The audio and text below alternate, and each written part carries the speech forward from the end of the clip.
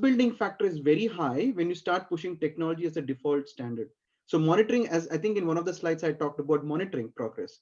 So as we release more and more projects, if you're not monitoring how they're progressing, how they're closing, it is going to become a huge problem. And sometimes you can even stop certain projects being approved because you as a citizen think that it's a waste of time, and you can actually go back and raise it in a public forum.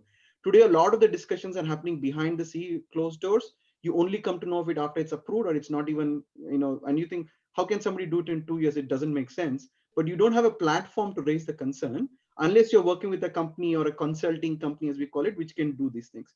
But as a citizen, you don't have an opportunity to do that. Whereas in a city, well-evolved city like Melbourne and other cities that have lived in the world, there is a lot more council participation that happens at an individual level, which I think is going to be a good way to handle the problem that you're talking about. Thank you. Sridhar, you want to add something? Yeah, I mean, I would request all of you to look at the PISA reports that Accountability Initiative does. They actually track where planning, budgeting, funds dispersal, and actual implementation happen. And it's a very structured way of looking at what are the systemic challenges in Indian institutions. They look at, I mean, the institutions have to be studied and said, what is this what is this entity doing with this mandate, right? As you rightly said, World Bank gave in certain amount for a specific outcome. Halfway through the study, how much money has gone in, right? Fundamentally, the way to look at it is saying that can you look at what outcomes have been achieved with the 50% of the money given to the project, right? And it's important that people will have to know on ground telling what improvements are happening when it comes to stormwater drains. The stormwater drains being encroached is an open secret, right? I mean, and that's the reason why you have urban flooding that happens in India. The urban flooding in India is an open secret, and if we don't go back and ask pertinent questions, we will not get real answers. Our fight with at Namma Bengaluru Foundation actually began with flooding of one area called ST bed layout. And once we started seeing why ST bed layout got flooded for the first time, in Koramangala, we started realizing that the downstream lake, Belandur Lake, the stormwater drains that were leading to Belandur Lake were being encroached. And it led us in a battle that went all the way to the National Green Tribunal and the Supreme Court. And then finally, we found that it was actually a builder who had blocked off stormwater drains that were letting water to go into the Belandur Lake, right? So these are complex challenges, and somewhere we need to always be engaged with all stakeholders there and go ask the World Bank and say, hey, you know what? You remember that massive floods that happened in Chennai a few years ago? And then now let's look at how has our preparedness and your project outcomes, how are they matching up, right? Next time the rains happen and the rains are around the corner for Chennai to receive in the next couple of weeks, we will know, are new areas getting flooded? Are old areas getting more flooded? And if so, we need to ask new questions. But incidentally, in India, most of the time, you will not even have the flooding map available for our cities. Flood happens, we scamper around, we do some relief work, we do some rehabilitation work, but the knowledge of what got flooded and from where that water came is never actually retained and is never used for managerial decision making. And that's where digital transformation comes. How do you persist a crisis? How do you persist relevant information in a crisis? And how do you go back and monitor it on a regular basis? A beautiful article was done by some of my students at National Institute of Design, where they went on to intern at Reuters, and they actually did a brilliant article on how Kerala got flooded, couple of years ago, and that was massive flooding, right? I mean, and the question remained saying that how much of it was man-made, how much of it was natural, right? And their analysis actually opened up a new way of imagining dams, saying when should the dams have released water and when did they end up releasing water. And that actually is rich wealth of information for people to go back and see, can we do dam management better? right? And that's the kind of reports that we all have to do for our cities. And that's a wonderful replicable thing that Reuters did, sitting in Singapore, and our interns were there doing that work in Singapore. And that's a very, very proud piece of work for us to just reflect upon and say why, what happened. Could we have started releasing water from the upstream and downstream dams before, right? So those are the questions for us to start asking. And the key to urban flooding is somewhere else, and we need to go searching for those keys. And digital transformation is the right way to do it. The elevation maps, the survey maps, the land records, public land, government land, all of them should be in the digital domain. And that's when, over a 2 to 5 year period, you will have real solutions being found for urban flooding.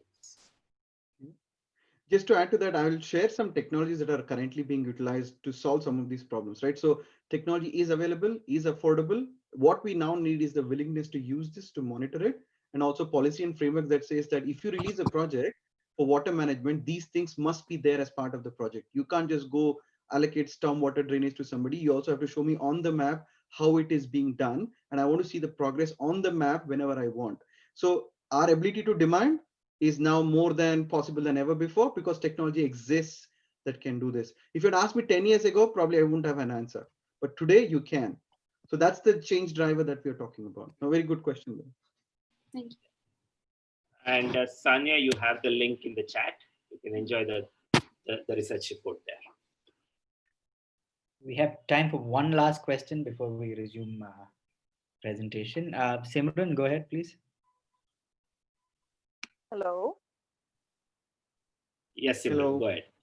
Good evening. This is Simran, and I am from Patiala, which is in Punjab, and I'm a law student. So my question is that since data is an enabler for digital transformation, it does the task of detecting, of studying the patterns of population, and then with technology and with the adequate skill set and just the infrastructure, it can revamp a lot of problems, and it can revamp institutions. But not a long while ago, in fact this year only, there was an article in the Hindu, which was published in the Hindu, which talked about India's ailing data system. It actually talked about the complete inadequacy of data on GDP that is there in India. But it also did talk about the all over picture, the all over poor picture of the approaches that our country has when it comes to collection of data, which are not inclusive, which focus on parameters that do not bring about the desired results, and they do not support productivity as compared to other countries. So there was a comparison given of other countries like Israel, which measures a lot of indices on different measures, and where does India stand. So our approach is pretty outdated. But what I could make sense out of that article was that our data system needs to reintegrate with a granular form of data collection. So I really want to know what what the experts were trying to say in that article was, that we need to engage with in-depth granular data collection if we need to improve our social indices, given the diverse demographic dividend that we have and multiplicity of problems that we have. So where can our data system improve to actually bring about the digital transformation that we are like talking about? Yeah, Sure. let me go first, Giri, and then you could add. Simran, it's important for us to start looking at how do we make policies in India, right? I mean, are these grounded in hard, solid evidence, or is it that just because I have a women fancy and I think from tomorrow all of us, all the people who will attend my future lecture should only wear blue colored dresses, right? Why blue? Just because I like blue, right? Or rather, there should be some correlation of why a particular mandate is being passed. In India, we have a very few well thought out evidence-based decisions being made, and that's a sad part. And I'll tell you what would be the problem, the starting point that we begin with, right? Our census happen once in 10 years. The various surveys that are done by National Statistics and Sampling Organization, NSSO, they do many rounds of surveys, through the years. Unfortunately, the tendency today is saying that, oh, we think the data is not supporting us and hence we'll kill a survey, right? First is to kind of go back and look at saying, let the data speak what it speaks. Then you go back and look at what improvements you want to make on the data capture that you need to do. The fundamental question for us to ask is, irrespective of whether we had a bad system or not, the question for us to ask is, are we able to have some estimate of how many migrants needed to go back home? And if the answer is no, then I think we should take a long look at ourselves in the mirror. The second question that's important to ask is saying that what will take to improve our judicial system to deliver justice in half the amount of time than it takes today, right? It's a good question to ask, but do we have data to answer from the existing judicial systems that exist in India today? Me and a fellow researcher tried looking hard, and it was very, very exhaustive process. And the first set of findings that we came about with, and we shared with a few lawyers, few leading lawyers in the country, and they came back and said, Sridhar, don't go with that data set. That data set is full of horrible errors, right? And if that's the way our judicial data sets are there, then how can you even say if the judicial reforms that we will undertake in the coming years are going to make changes, right? So somewhere for us to kind of look at data analysis, then experimentation, and then look at whether the outcome was good or bad is very, very rigorous discipline that for us to deploy in. And I think the best starting point is to open up our data sets. I would like each one of you to spend 3 months, 6 months grappling with one data set and come out with findings, right?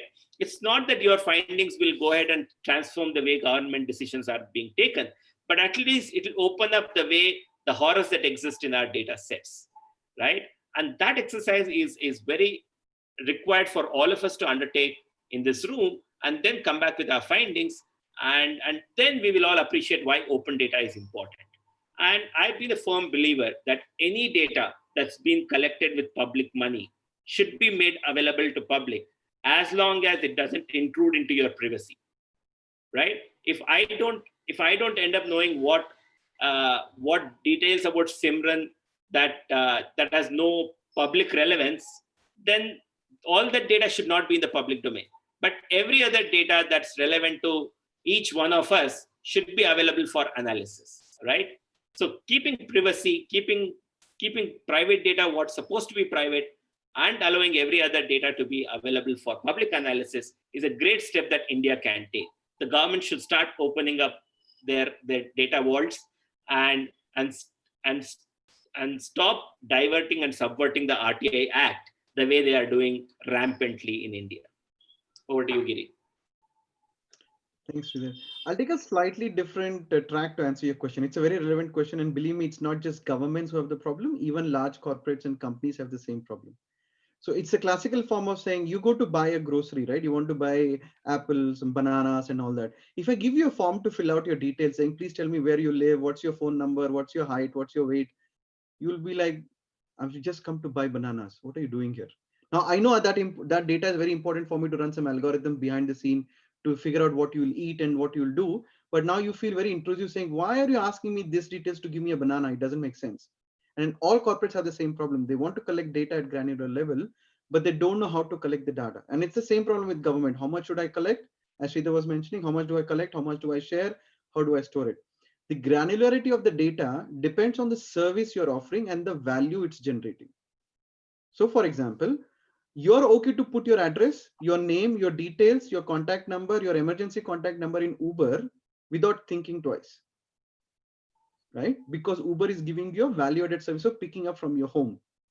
And if there's a problem, you want your emergency person to be contacted. So now Uber's data is so granular that they can track the traffic details better than Google, and they can actually tell you going from point A to point B in any city how long it takes, better than any other system. Why? Because the data is collected as part of a service delivery.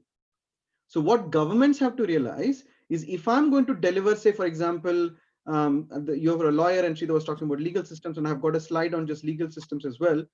What data do I collect to provide the service better?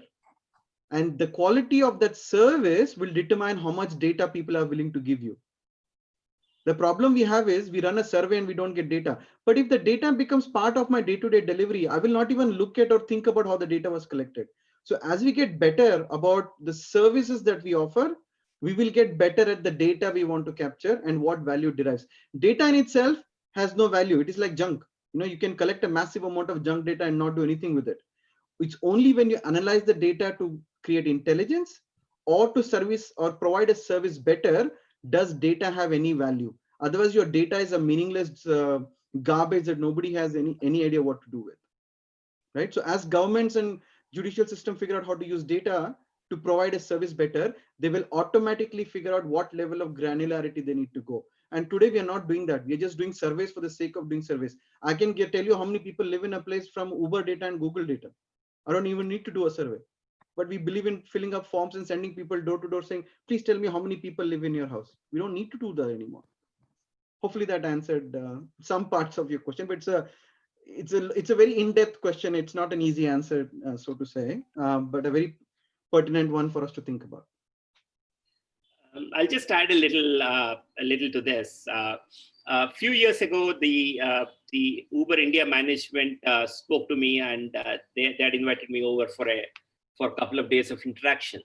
And they were saying, how can our data lead to policy improvements, right? And that's when I said, you have that data, but what is the public policy relevance of that data that you are collecting? And that went for a long time, and finally they came back and said, Sridhar, you know what? There's a product that we are coming up called as Movement. And Uber Movement is a very interesting data set where you can get anonymized data from each of your trips. And that can be used by policymakers to improve, travel decisions, right?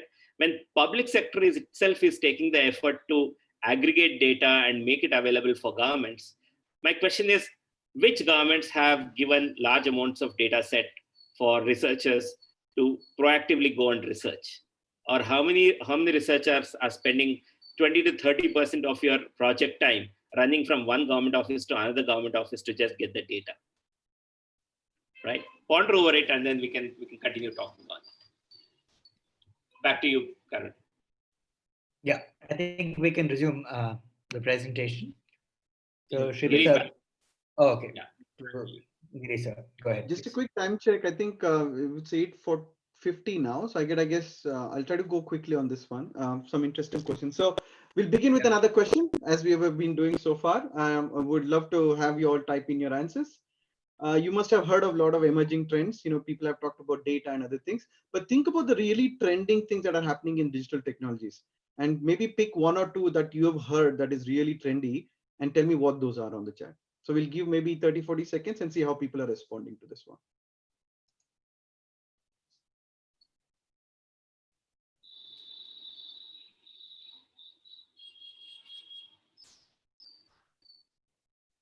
Yeah, blockchain, artificial intelligence, GIS, yeah, smartphone apps, IoT, drones, yeah. Excellent. I think we've got some very well in-tune people on the chat who know what's going on around the world. QR codes, yeah. QR codes slightly starting to get old, but it's still out there. Data visualization, yeah. All right, cool. Let the answers keep coming. What I'm going to do is sort of take you to the next slide. Yes, you're almost there in most of the things. Portals are the new tech. People are talking about customer portals, client portals. Most of the governments have portals. These are interactive platforms. There's mobile ready solutions. You talked about apps. That's what it means. Any service you release is ready for mobile as well, not just a website sitting somewhere. Cloud computing, I'll talk a little bit more about that. IoT, which is Internet of Things. We talked about big data. The previous question was all about managing large amounts of data. Data as a service, and I'll touch upon this a little bit more. Geographical information systems, GIS, I think somebody had mentioned in the chat. Digital twins, drones and self-driving cars, blockchain or block stack, VR, AR, XR, machine learning and AI, 3D printing and cybersecurity. So there's a lot more things going on, but these are some of the emerging trends in technology that are seeing very fast adoption in the industry and in other governments as well. Yeah. What I'm going to do is just sort of share what these are at a very high level, right? So everybody would have heard of cloud computing. It's not, one of the funny politicians was saying that all the data was in the cloud and it rained in one day and all the data was gone, right? That's not what cloud computing is about. It's not the physical cloud. So it's basically, I don't blame him. It's their lack of understanding of what a terminology means. So basically, what is cloud computing? Right? So you've got shared resources that are actually managed by a different company, and they have their own data centers. Yes, there's an actual data center, but you as an organization or as an institution or as a government body don't have to worry about managing your systems. You worry more about what's the value you can derive out of it. So there are three of them, right? So there's something called as public cloud, which is, if you're using Google, if you use storing documents on it, you're all using public cloud. Then there's private cloud. So you could have a cloud within your organization. So Microsoft, for example, is working very closely with Australian government to create a cloud only for government related data, which no other, so only government institutions, defense, military, they can all come on it, but nobody else can come on it, but it's completely managed by Microsoft. So the government doesn't have to put any body, any skills, any people into it. Microsoft takes care of it. And the last one is a hybrid cloud. A lot of people tend to use hybrid, which is a combination of public and private cloud. So basically what happens is, I'll give you an example. 2 or 3 years ago, there was a census that was done in Australia and the website crashed. So people could not enter the data. So then they outsourced the whole scalability of it to a company. What they did is the data was still residing in the government side, but when the demand went up, the new resources that were required to keep up with the demand were procured from the cloud. And once the census was over, they canceled the service because they don't need that extra data, right? So hybrid clouds are a great option. And within cloud, there are three types of them, right? So there's something called a software as a service, platform as a service, and infrastructure as a service. So when you're using any email, like your Hotmail, Google, Outlook, whatever you're using, those are end products that you're using. So you don't even know where they're hosted. You just go to your browser and you use it. Now, when you come to platform as a service, basically, if you look at the Android platform or the iOS platform or any other platform, that's where you start building. You want to create your website. That's where you start using the platform services and you build your service on top of it that others can use. So government can even decide to use this. And the third one is infrastructure. So basically now you're talking about the nuts and bolts. You're buying network capabilities, you're buying servers, you're buying storage, you're looking at data transmission, you're looking at speed. And this is also available for governments that are highly capable of working in digital area. So Bangalore being the Silicon Valley, the government can just use infrastructure as a service if they want, or they can also go to software as a service and say, I'm going to use this email service provided by Microsoft 365. I'm not going to build my own email service. So there's many options that are available from a cloud computing perspective. We talked about Internet of Things. Now, so what is Internet of Things? So basically, it's the idea that any object can connect to the internet. Again, this depends on connectivity and using some things like the cloud service. So you're collecting data from an equipment or a device or any other center, you're accumulating it and you're passing it on. And this gives a very, for urban planning, this is fantastic because it opens up many possibilities. So, everything from managing air quality or tracking air quality data, waste management, noise monitoring, traffic congestions, energy consumption. There's an article recently, and it happened in Australia as well. They saw a huge load going to a certain part of the city. Another city was not using electricity at all, and they were able to shut down the power supply to that area because there was, there's nobody in the office at that time. So you can, as a city, save a lot of resources as well. There's a new one that has come out, which is smart garbage bins. There's a segregation of garbage that happens, but the garbages also have sensors in them that tell them how much they are full. So, the garbage trucks that come into our area, they just go to every house and say, give me garbage today, right? And they don't have to do that anymore because if a garbage can is only filled up 25%, there's no need for your truck to go pick it up. So now you can optimize the way the route the trucks take to pick up garbage as well. Because the garbage trucks and the garbage bins are talking to each other, they're automatically deciding the route for the driver. So the driver doesn't have to know anything. He comes, sits in the truck and he just drives and he knows which are the destinations and where the garbage to pick up. He doesn't have to make any decisions about the garbage can. He just has to pick it up and put it into the garbage can. Hugely optimizing the opportunities with such sort of a service. And it can go into wastewater management, sewer management, water level management, can go to any of these aspects. I think somebody talked about blockchain and blockstack. This is what the digital currency is also based out of. And I think the previous question from a lawyer also is going to be very important. So now they're using some blockstack basically is nothing but transactions that are chained together, right? So today the problem with corruption is that you went and bought a house, a big political guy with a lot of mileage comes and says, oh, you never bought the house, your document is gone, and you're now fighting over land disputes. Now with blockchain, what happens is when you buy any property or do any legal transactions, the record is made into the chain. So it's basically a chain of blocks. And once the chain is made, the data on the next chain is dependent on the previous chain. So if somebody takes away this chain, this data gets invalidated immediately, or it marks it as corrupt. So you can know that somebody has fudged the data in between. So if somebody has taken away important data, the whole chain starts to tell where the data went wrong. So if somebody has taken a document that existed 10, 20 years ago about a land, and they take that try to take that information away from the chain, the whole chain reacts and says, hey, this information was taken away at this time. By the way, this was the previous information. So once you start using something like blockchain and Blockstack, it creates a permanent record. The entire chain, each block is dependent on the other. So it's very difficult for anybody to take away a certain part of the chain and say, oh, this never happened. So a lot of countries are now looking at legal documents, codification of law and regulations as this, so that nobody can just go change the law tomorrow because they wanted. They can have a track of which law changed when. They can look at the differences of what happened. They can look at marriage records, death certificates, birth certificates, all being part of this. So it started off a bit for a currency, but now it is being adopted by governments, including the Australian government, for legal records management as well. The next one is GIS, Geographical Information System. This is a highly powerful system where it's basically layering upon data. So basically, if you look at your Google map, it's the simplest form. But when you go to the satellite view of the Google map, suddenly you've got an actual photograph of it. And I've given you actual screenshots from the Australian government site. So the first one that you see on the left side is the train network for Sydney that's been put on the map. So there are many layers. So basically you get a map and you can start layering information on it. And this is open to the public. This is not something that you need to go get special access to. The satellite images are captured by the government. The routes are captured by the government. So you could look at train track planning. You can look at traffic management. You could look at water management. You could look at sewage management. You could look at greenery cover. You can look at desert cover. You can look at a host of information. You can keep adding layers after layers after layers. And this entire data set is available to every citizen in the country. So if you want to play around and do analysis of anything, you can just go access the data and play with it. The second picture that you see is the Newcastle City suburb in Sydney, where you can actually see a three-dimensional photograph taken of the city.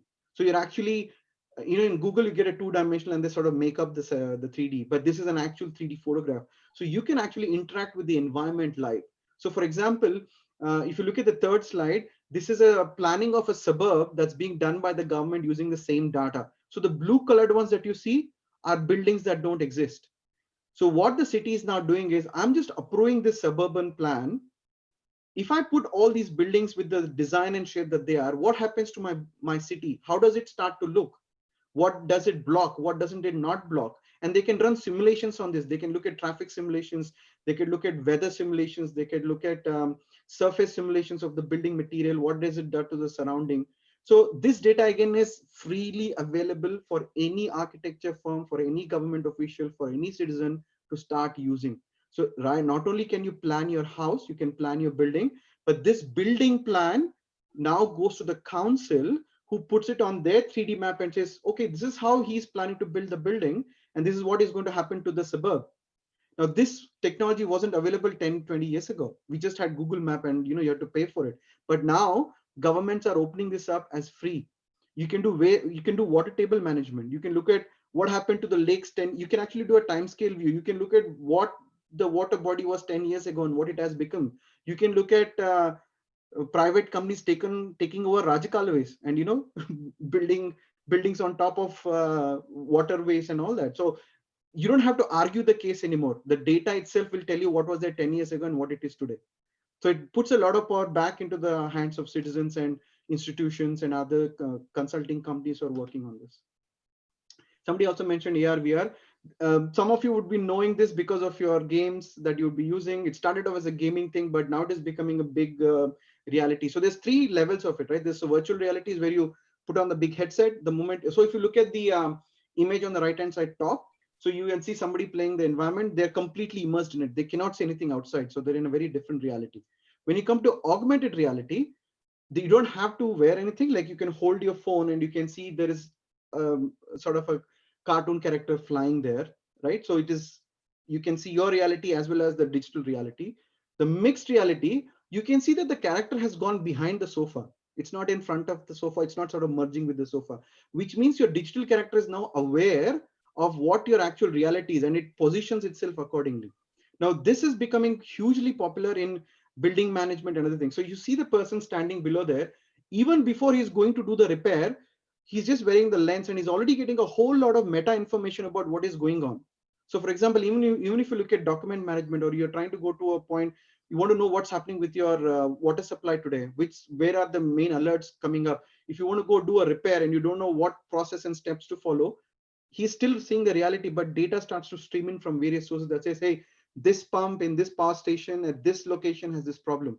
So his ability to go solve a problem becomes very fast, and you don't have to waste time, precious time and resources trying to find out where the problem is.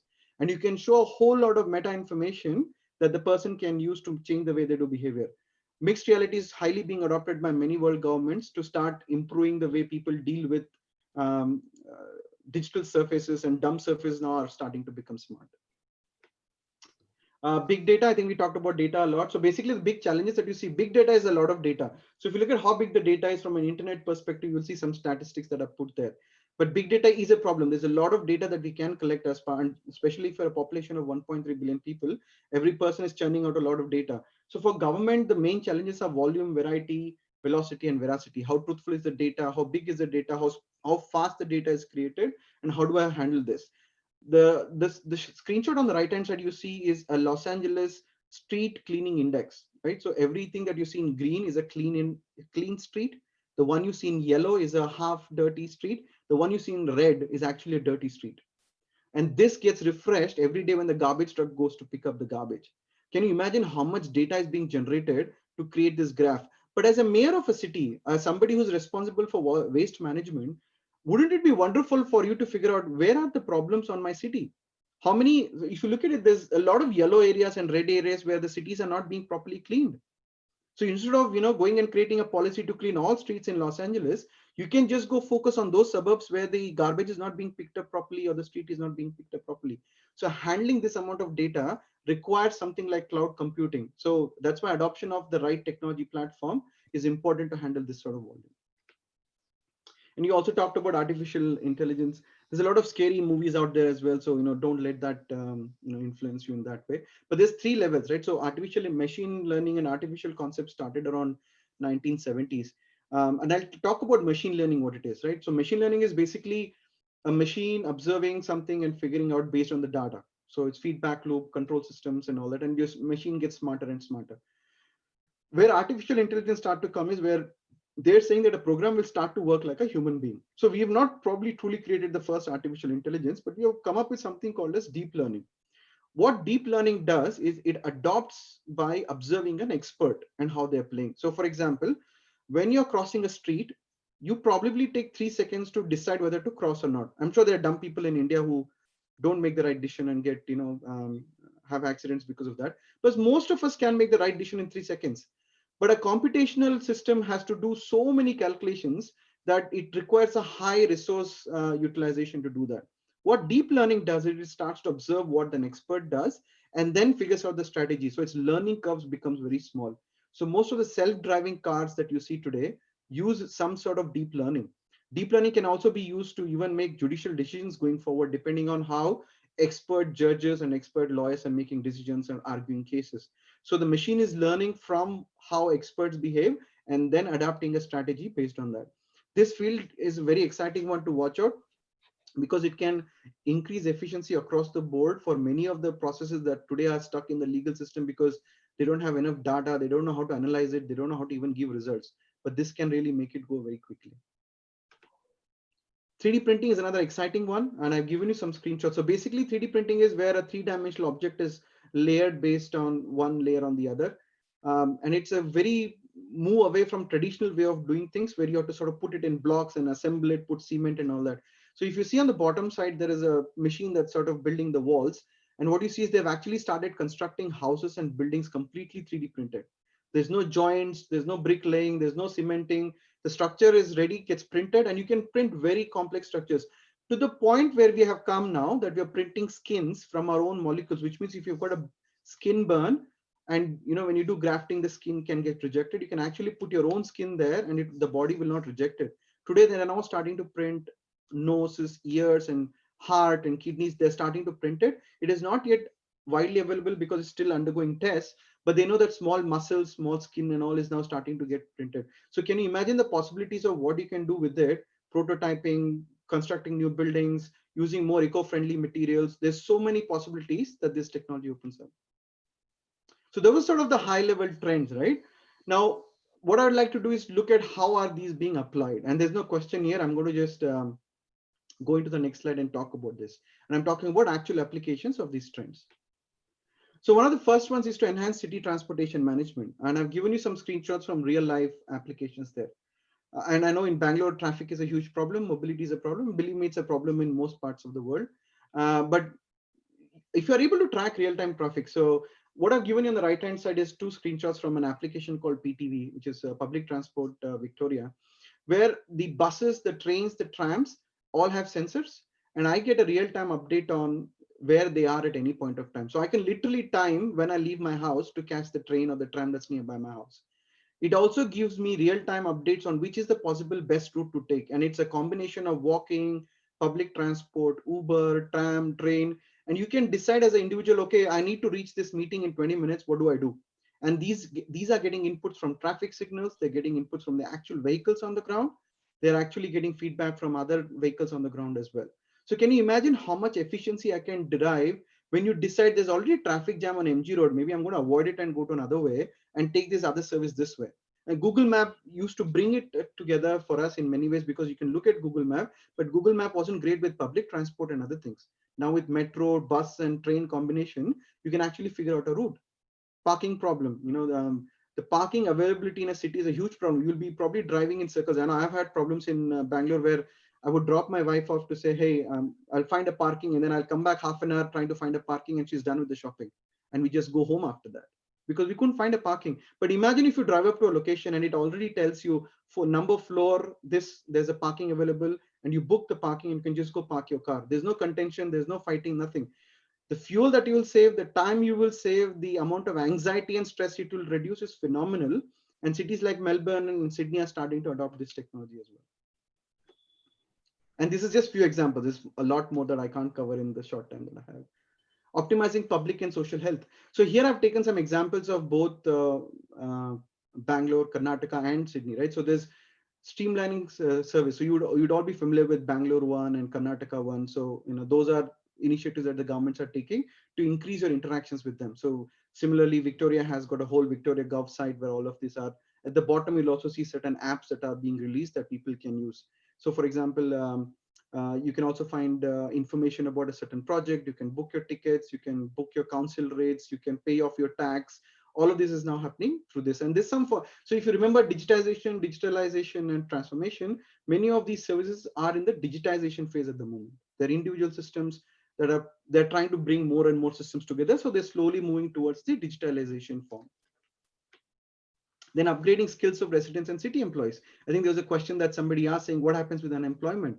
So I've given 2 examples, one from Bangalore, one from Australia. So you can see that there are upcoming courses now on the website that you can now go take it free of cost, or maybe very minimal fees like 50 rupees, 100 rupees, 1000 rupees. And the government itself gives you a certificate saying this person is now trained to handle this. So not only is it now being done in Victoria, I'm glad to see that it's also being done in the state government of Karnataka and other areas. So which is a fantastic one, because now you're starting to put those skills that you want your residents, your employees, your citizens to have, and you don't want to make them pay thousands of rupees to do that. These are things that you want everybody to have. So these can be readily offered. How do I build a website? How do I build a social media phase? How do I use social media to generate my revenue? How do I interact on Twitter with the state government? How do I tell the wastewater guy that there's a problem, right? So all these skills interacting with technology can be easily taught, and many governments are now doing this to enable that. Building smarter public works and infrastructure. So I'm just giving an example, and I'm sure this is happening now. There's a Victoria Emergency Management app that has all the emergency numbers, all the things that you would need, the 100, the 100, 200, whatever numbers you need, they're all in there. there's alerts for weathers, there's alerts for accidents, there's alerts for issues with wastewater drainage, there's alerts for anything. So there's all on the app. So you don't even before you travel to an area, you get an update. If you're in the zone and your mobile phone happens to come into the zone and there's an actual emergency happening, these apps can give you a warning and say, hey, in your area, there's something going on, you need to be careful about it. So suddenly, the data that you're capturing is deriving value for your citizen, and this is on-demand access. You don't have to go fill a form and do all of that. It comes right on your phone. So huge amount of public service that you can do by using such technology. And also improving public safety. So the Perth crime map that you see is an actual live map. The color coding of the suburbs changes depending on the crimes that are being recorded in police stations. So if you're trying to buy a house in a certain suburb and it looks very cheap, but then you come and look at the crime map and it's deep red, you probably know why the house is cheap, because it's not a safe area to live. So even suburbs now, this becomes a feedback to the councils and the ward members to say, you know what, people are not buying houses in my area anymore because they feel I'm not safe because the crime rate is high. And my own citizens are asking, why are you deep red? Why is there so much crime happening here? What are you doing about this? Why is that my neighboring suburb is almost green and you're deep red? Why are you not putting more police? Why are you not tackling this? So the open data that Sridhar also was talking about is what drives these changes, right? And the screenshot that you see on the left is an actual crime reporting app that has also been released. So if you see a crime happening, if you see something happening, you can even start live streaming, or you can take a photo, you can take a video, you can take audio, and you can upload it and directly goes to your police precinct and says, hey, in this area, there's a crime happening. If sometimes you don't want to be the person who provides the evidence, you just want to tell the right people there's something happening. And this is a fantastic way of enabling that for most of the people. So what basically it means that the future city, the smart city, requires multiple layers, right? So you need the network, which is not only the metro network, but also the interactivity network of infrastructure, wireless network, 5G, 3G, whatever you use. And on top of that, you need a lot of data that is being stored. So, the data that you're storing, you're opening it up for everybody to consume and make business applications or useful apps through that. And on top of that is your open sharing platform that we talked about. So as an example, if you look at the architecture, I've put something together for citizen access, right? There's a citizen portal, there's a common service center, and below that you've got education, tourism, all departments using that portal. And then you've got common application so for example, our Aadhaar card is a unique identity platform. Why should I have to not use that to integrate all the systems? Because it is easy for me to then access my land management tax, my revenue tax, my rental tax, whatever is there. And underneath that is the basic infrastructure, which every city now has to invest in. So it's your data centers, it's your networks, it is your procurement, your vendors who can handle these sort of things, the public telecom infrastructure, the city network, and even the cloud infrastructure. So it's sort of layers, right? So we can't be that best city in the world if you're not taking care of the things below it. So it's great for urban planners, and people are working on this to look into this and then go ahead and plan for it. And I've also done is I've taken a screenshot of, what does the plan for Bengaluru versus Melbourne look like? And these are our next 10 years plan. As you can see on your right hand side is the Bengaluru one, which is more the fancy design one. Obviously we are very creative people. So there's mobility, there's streamlining of governance, there's ecological sustainability and inclusive growth, which is fantastic. But as you can see, most of these services are geared towards the second. If you remember the city maturity model, many of the things we are still struggling at the lower two layers than on the self-sustaining area, because we haven't fixed these problems for us yet, which is why we've sort of, when I was, and Sridhar will probably relate to me, when we were younger, Bangalore was called the garden city. Today we are famous as the garbage city. Why? Because we haven't taken care of the base needs. If you look at the Melbourne plan on the other side, there's talking about assistance and care to people, economic development, safety management, connectivity, early life development, waste and resource management. So it's slightly higher on the pyramid of city maturity, right? So you can see even the investment strategies that they're making is because Melbourne has solved many of these problems. As Sridhar was saying, one time the smell in Melbourne was so bad, people couldn't live in it. And they used to call it smellborne. But today, Melbourne is in the top 5 livable cities for the last 5 years, or maybe even more than that. They did not achieve it in day one, but it was a collective consciousness change across citizens, bureaucrats, and everybody to say, look, I won't let my city die this way. I want my city to be different. And that comes with education, power, decision making, and all of that put together. So hopefully our plans will start to collide, start to merge more and more if we are able to do the right things in Bangalore as well. What are the steps for transformation for anybody, right? Whether you're doing it for your company, for your institution, so basically there are 8 steps. So you have to have a strategy and vision. So if your local government, if your local council, if your state government, national government doesn't have a digital vision and story, it's not going anywhere. Then they have to even benchmark, where am I as compared to somebody else? And only on that they can set policies and other things. Then what are the priorities? Is wastewater management, managing that through digitalization is more important than managing crime? Or do they both require the same amount of investment? And then they have to create a roadmap based on that, right? It's not based, oh, because today these guys made a lot of noise, I'm going to do this. Then they have to develop digital sprints. And what I mean by that is small deliverables that achieve the maximum value. You don't have to wait for 10 years to see a metro come through as an example, but you can make quick 3 months, 6 months, 9 months sort of projects where the data about metro can be shared with people. So they can plan their journey every day morning based on when the train is arriving or the tram is arriving. And then they have to plan for governance. If you don't have governance, if you're not monitoring how the data is being used, if you're not monitoring how it is being handled by others, you're going to run into a problem. Then change program for the people involved, and obviously then planning for innovation. Yeah, so that's sort of the technology trends and how other countries, other cities, including Bangalore, are using this, right? So I'm sort of shifting the gear towards the risks in digital. I think somebody even mentioned that on the chat. So I'll give you 30 seconds, guys. Why don't you sort of type in your thoughts about what do you see the risks in starting to do digital? And I don't mean to say risks in starting, but I'm saying when I start doing digital transformation, what risk am I getting exposed to? So let's maybe give 30 seconds to 1 minute and I'll look at the answers that are coming through and then we'll move on to the next slide. Centralization, okay.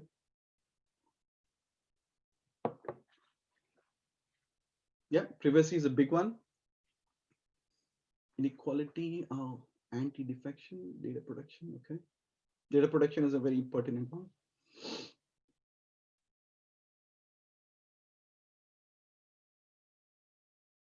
Corruption. Digital transformation hopefully will reduce corruption. It might not be a risk. Cultural change, yeah. Hopefully is the operating word. Yeah, hopefully is the key word. Yeah, you're right. Market failure, yeah. Private public handling. Data handling is a huge problem, yeah.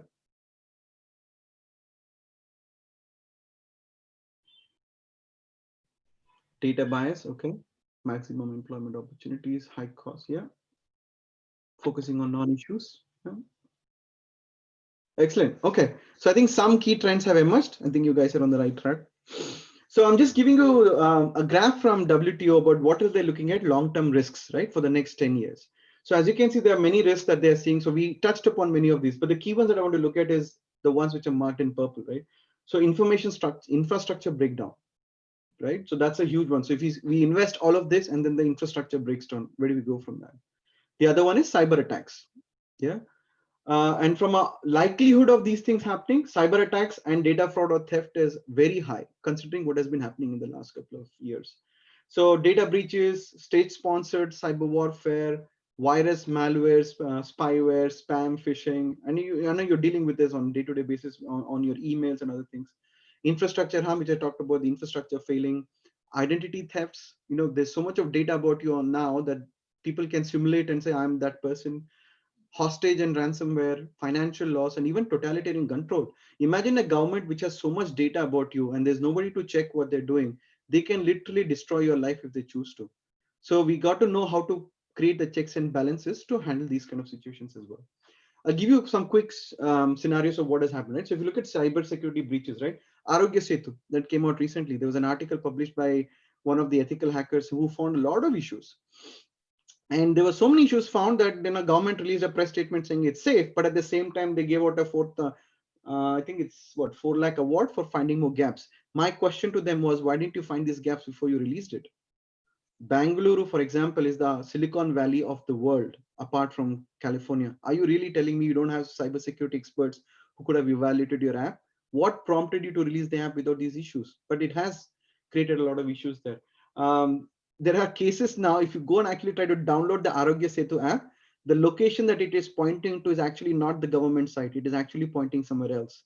So you're actually downloading a spyware if you're not careful about it. I tried to access Bangalore one day before yesterday to take a screenshot. The website was actually down. And if you also see they're using a not secure, they're not actually using HTTP, they're using HTTP, they're not using HTTPS, they're using HTTP, which means the data is not encrypted. So if anybody interacts between the 2 points of the data, they can actually steal your data. And this is on a government website. So are you seriously telling me there's nobody in Bangalore who can look at this?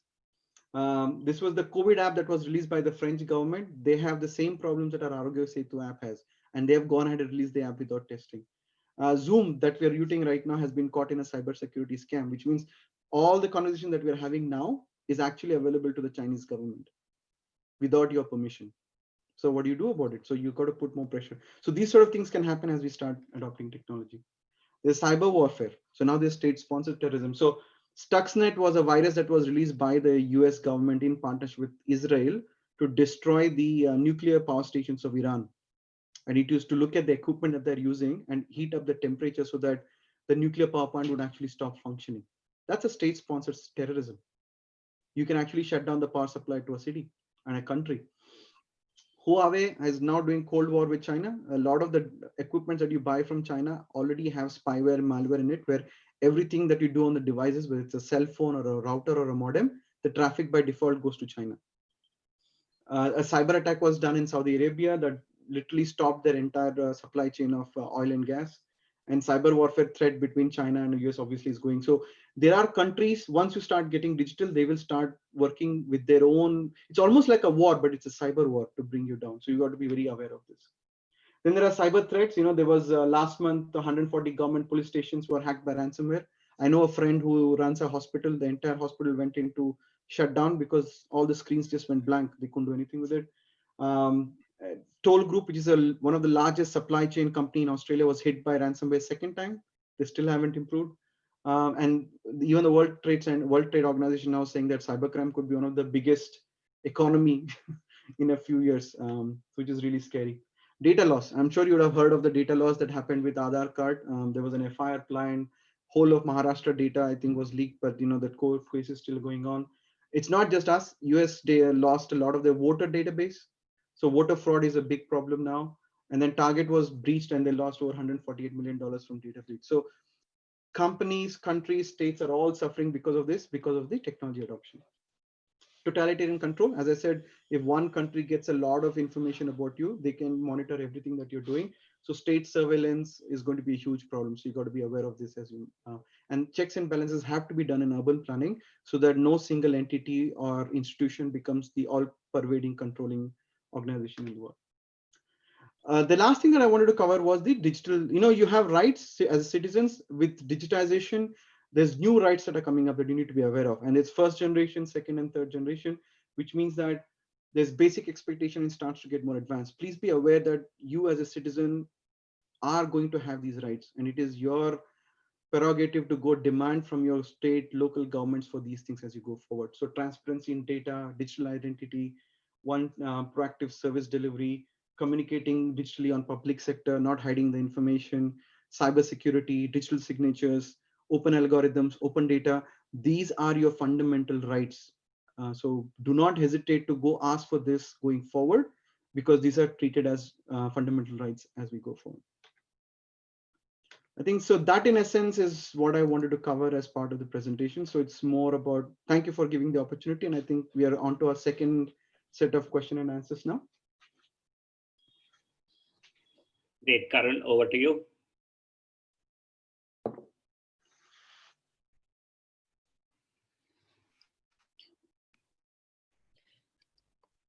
Yeah. Go ahead, Sunal. Yeah, can you hear me? If you've got a question. Okay, so basically, we see that universities are the drivers for innovation, both in private and public sectors. But our universities are pretty much outdated in terms of the syllabus. That I mean, it updates once in 5 years or 10 years, and the universities themselves use technologies which are so outdated. I mean, basically, at the end of my graduation, I think I had to go to 11 departments on foot to get a signature, which could have been done in a matter of seconds. So I'm saying they seem to be regressing as centers of innovation. Do you think think we need to restructure our universities to have a long-lasting culture of digital transformation? And also, do you think lateral entry in bureaucracy is a wholesome solution to digital transformation? Okay. Giri, you want to go first? Sure. I think, look, small companies, entrepreneurs are also the drivers. And I think institutions are a great place for starting innovation. People studying have a lot of opportunities to be innovative. And it is unfortunate that our institutions are not necessarily leveraging what is actually available outside, right? So you are now used to Netflix, you're used to Airbnb, you're used to Uber Eats. Why wouldn't you not expect that in your institution? Why do you really have to go stand in 11 lines? You could have an app, you could literally signal off everything that you're doing. So it's the right expectation to ask. And I think the choices that you make to study in these institutions will derive or drive what these institutions do going forward. A lot of COVID has forced every institution on planet to go into digital delivery of content. Right? 10 years ago, Harvard and MIT said they will never, ever deliver a lecture online. Today, I can watch Harvard lectures free of cost on YouTube. Like from the best of the best in the world.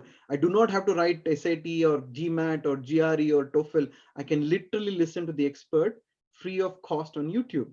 So technology has democratized the access to right technology. So institutions that do not adapt to it in the next 10 years will die. You know why? People like you and me will not go there to study. We will not put our money there. So any institution that's coming up with a coursework, any program, if they're not using the best of what is out there, next 10 years, they're gone. Unfortunately, we can't change the past. So I can't tell you what happened with your institution is unfortunate.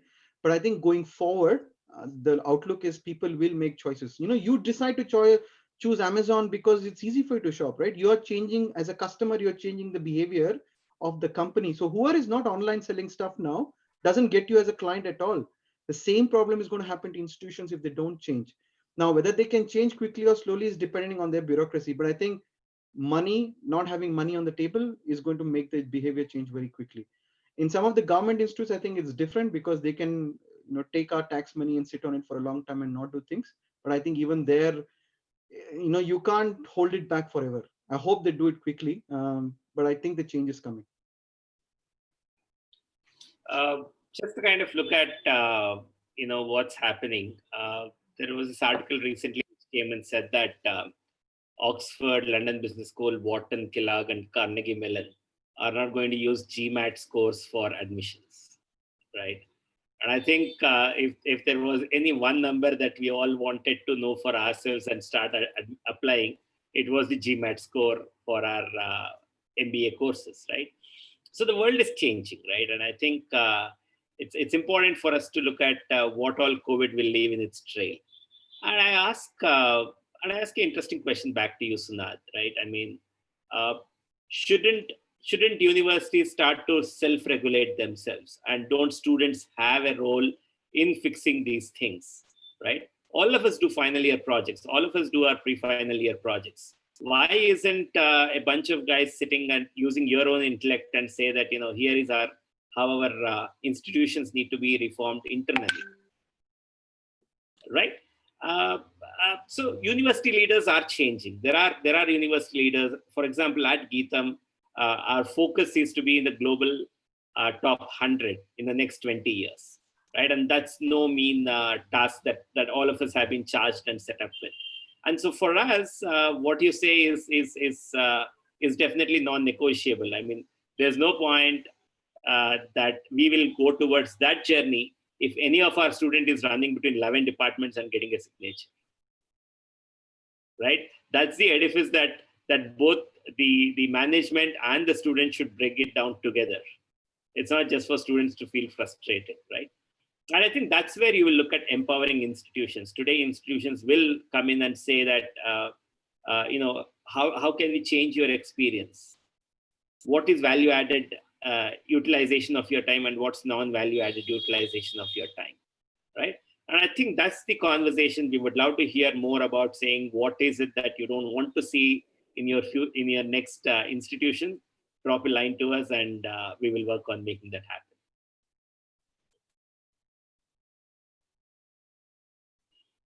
Good question. Yeah. I think we have time for just one last question before we wrap up the session. And I guess Arpit gets to ask the question. Thank you, sir. Thank you so much. I'm really sorry, my network is down, Well- so I'll be on audio only today. Yeah. So my question is that I am very skeptical of the behaviors that COVID is showing. I'm sure that our behaviors will not change just because of COVID. These are crisis led, and every crisis leads to a behavior change in India, which never lasts long. We don't learn as bureaucracy and government. Second is that building on that, I would say that if institutions will decline because we will not invest in them, do we see, especially to Bangalore, municipal corporation and the fight that they are doing between different sections and the asymmetries between different departments that exist? I had the privilege of living in for 2 years, and working with from Azim Premji University with the government department. So will they get irrelevant with time because the private interests such as El will take up, or will we see an internal turmoil from the political interests because the civil society is pushing them? Which side will rise? Yeah. And I think it's an important question, Arpit, that you have raised. And I think it's for every leader who wants to be held accountable in urban management to ask for themselves. Do they want to compete to be the world's most livable city and get the most brightest and youngest talent to be the people who come in and build the city? Or do they want to allow any kind of exploitative extraction that is being done on the migrants that come and work in the city, right? It was a shameful moment for Bangalore when the government announced that migrants will be stopped from going back, right? It was a waking up moment for the city of Bangalore, where we said, I want to get my son who is studying in Harvard back, because can you run a free flight from London to Bangalore? But at the same time, I'm not asking the same question to the migrant. If he is not able to be in the city, or if he is not willing to be in the city, can't he get decent transport to go back, right? And I think that's where a lot of civil society woke up, asked the right questions, put in the right pressure. We at least won half of the second battle. The half of the second battle is today, at least the government has gone back and said that we will not stop migrants to go back. The other half that has to still be solved is, are there enough trains to take them back safely to their home, and are they running in the right fashion? And I'm sure, the pressure is continuously on, and I'm sure the government will fall in line.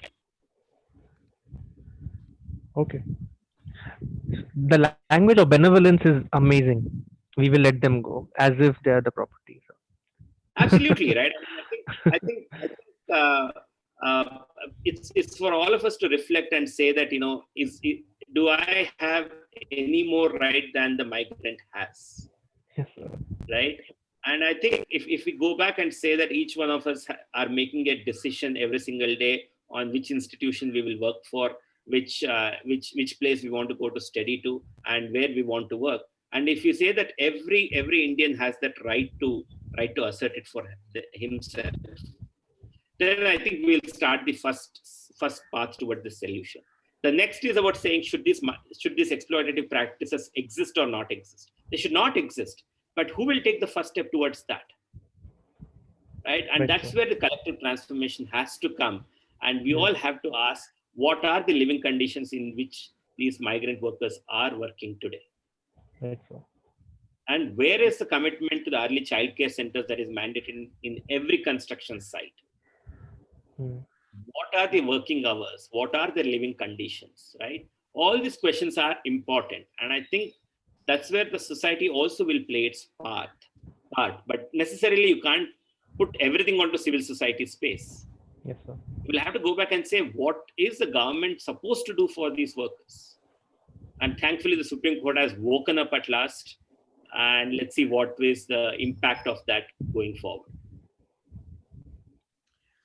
Just to add, I think it's a very tough question to answer, but I think if you democratize the availability of data, if you know how many migrants you have, how many outsiders you have, where they are, what's going on, how many have actually escorted out, how many is going on. So if you look at the data that was being presented on the COVID app on the government website today, there's a little bit of that coming in where they're saying every state, how many cases are there, what's going on. But we haven't gone to that level of data capture or data utilization to say how many people are there. I remember when Bangalore was growing by leaps and bounds, the number of cars that were being sold in Bangalore was like 10,000, 20,000 every month. And I'm like, how can our roads even handle this sort of growth? But there was no data being fed back to the citizens or to the local councils or anywhere else saying, hey, this is the immigration you're having, whether it's exodus inside or exodus outside.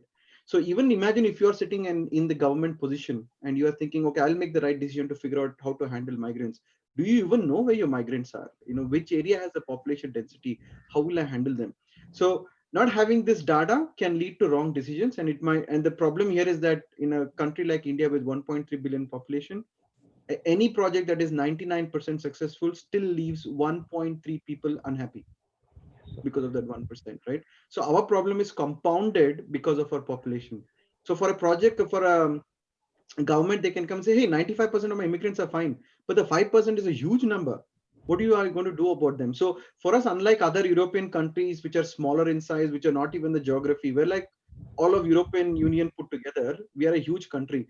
So we have to also enable our own government officials, train them on how to look at data and make decisions rather than what the person sitting next to them or behind them or the one who has their ears all the time to give those suggestions.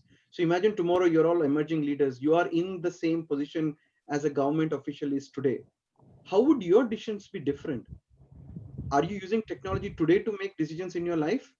And if you're not using it today to make your own decisions in your life, how will you do the same decisions when I put you in a position of power?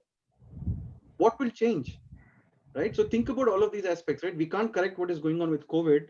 As you rightly said, it's too late to do that. But think about any pandemics that will happen in the future, any other economic disaster, economic, natural disaster. How will I know how many people are there and how will I save them? So if I put you that as a project for your education as well, what would you do differently? So I know we have a lot of angst against the politicians and say, hey, they misguide us and tell us. But imagine the leaders emerge from the population that we have created. So if we don't change our leaders, if we don't change our demands, and if we don't change ourselves, it's very difficult to change a country or a city or a council, right? So if you can start transforming your life by using the tools, then I think over a period of time we'll make a change. Again, as I said, Melbourne was like that 100 years ago. Today it's the top livable city after 100 years. It did not happen overnight. But I'm sure we can make a lot of changes to India in the next 10, 20 years if we all start to change the way we do things and the way we behave. Thank you, sir. Thank you. So I think that's time. Thank you, Mr. Thank you, Mr. Giridhar. It's been a fantastic peek into the possibilities of digital transformation, just like how a couple of ordinary people brought in a Zomato or an Ola to India. I think the possibilities of bringing apps, thoughts, and ideas that could benefit a larger population in the urban space is a great possibility for all of us to think about. So thank you so much for that. On behalf of Team CPL, I'd like to thank everybody, the fellows, team from Sri Ram College of Commerce, SSLA. Quick couple of, today you professors from Harvard, Stanford, Columbia. Well, guess what? The next session is with Mr. Steve Jarding, former professor of Harvard University. He's a global communications and campaign manager, 3.5 decades of experience, and we'll be hosting our session next week at 8 p.m. More details about on our platforms. We'll also send you an email. The second thing is Mr. Sridhar has kindly offered potential internships. I'll send you more details about that via email. So if you are interested in a public policy internship, there'll be information available where you can write to us, and we'll be happy to direct that towards Mr. Sridhar. The third thing is, for all of you from Shriram SSLA, CPL is hosting a small competition just now. Write a 400 or 500 word blog post on the session today The best blog post will go up, and we'll give you 3 months access to all our sessions at CPL. All right. So thank you all very much. Feel free to write into us at info@cplindia.org. If you've got any more questions, please follow us on all our social media handles that Karishma has put up. To the team at CPL, Aparna, Karishma, Kumarvel, Pratik Kaval, founder, thank you all very much, and I hope to see you for our... Thank you. Bye, guys. Thank you. Bye-bye. Thank you very much. Bye-bye.